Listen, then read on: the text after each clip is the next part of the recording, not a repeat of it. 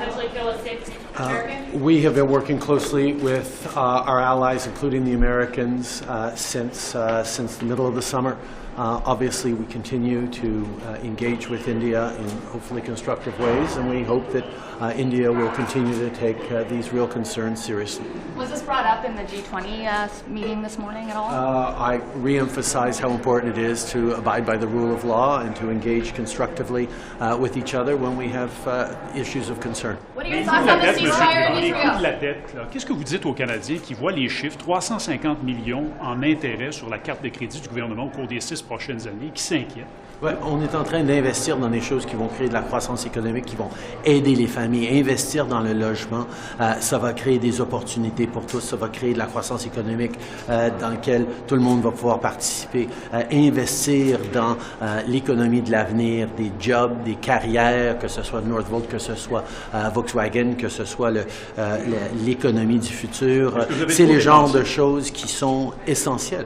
On continue de démontrer une responsabilité fiscale. On a la meilleure ratio dette PIB au G7. On a le plus bas déficit du G7. On continue d'avoir une cote AAA par les agences d'évaluation. On est dans une piste responsable et on est en train d'aider les Canadiens. C'est ce que les gens veulent.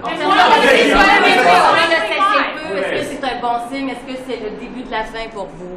On en a parlé ce matin longuement au niveau du sommet virtuel du G20. On a une pause humanitaire qui est ce qu'on demande depuis des semaines. Le Canada a appelé pour ça. On est en train de voir, on l'espère, des otages enfin libérés.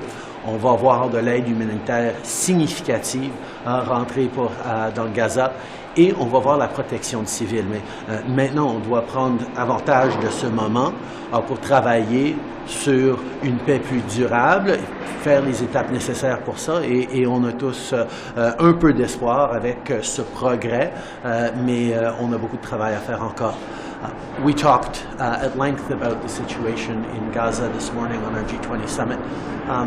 The reality is this humanitarian pause is what Canada and others have been calling for weeks now.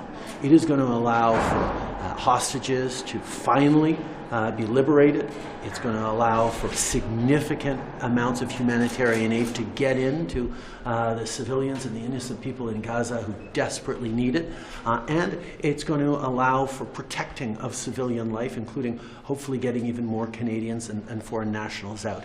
This is an important bit of progress, but we have to redouble our efforts now to get towards a lasting peace. Est-ce